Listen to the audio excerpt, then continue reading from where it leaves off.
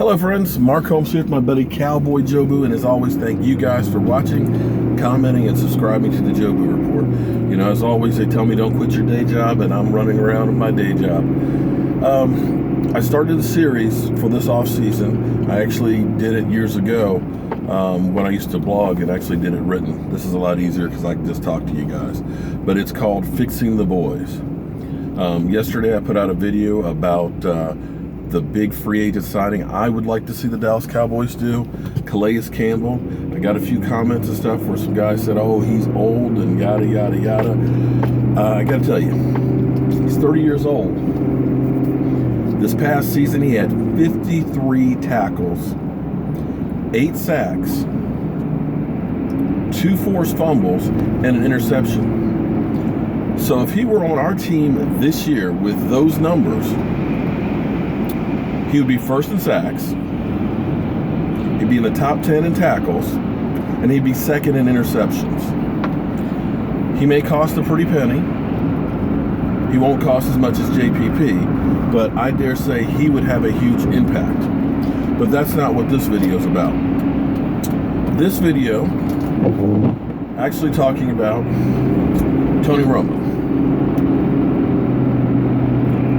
The bottom line is, Tony Romo has to go. And I'm going to give you my reasons why.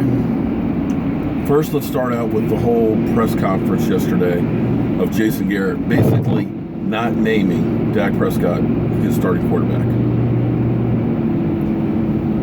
After the rookie season that Dak Prescott had, setting and breaking all kinds of records, taking a team that 3 quarterbacks last year got 1 victory out of, from 4-12 to 13-3, from coming 18 points down in this first playoff game to tie it, and you can't fault that game on Dak Prescott.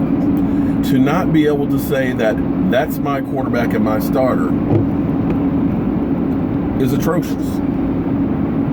And here's the problem. Sooner or later, Dak will have some bad games, like every quarterback in the NFL. You know, as well as Aaron Rodgers is playing right now, he played like dog crap in the first part of the season. It's natural. It happens. Everybody has a bad game. I bet you have bad days at work yourself.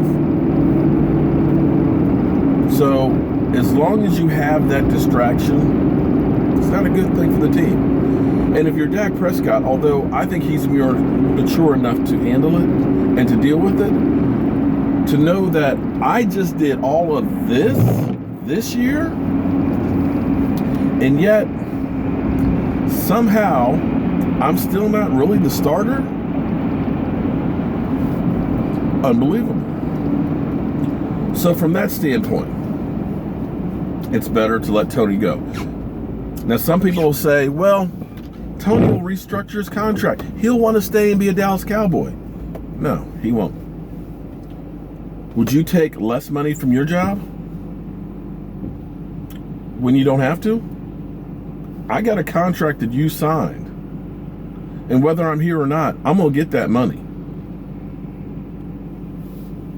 Third thing, Tony Romo wants to play. You can see it. He wants to play. And for the Dallas Cowboys, I know everybody says, well, if you cut him, you're going to have $19 million in dead money. If you keep him, he only costs you another $5 million more, so why not keep him on the bench?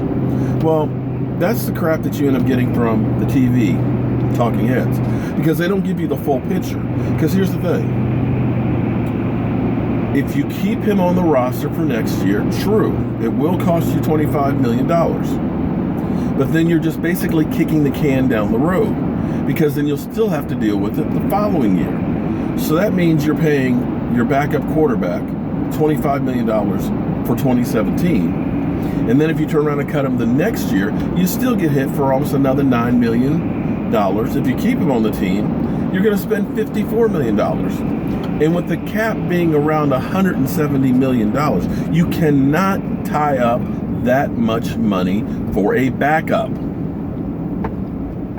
They could, because they're not paying Dak Prescott, but there are other needs, there are other players that need to be signed. You have to roll the dice, maybe draft a young quarterback later in the rounds like you were looking at Dak Prescott being a backup, or look at the free agent market, or bite the bullet and keep Mark Sanchez and hope we don't need him. But you can't take that.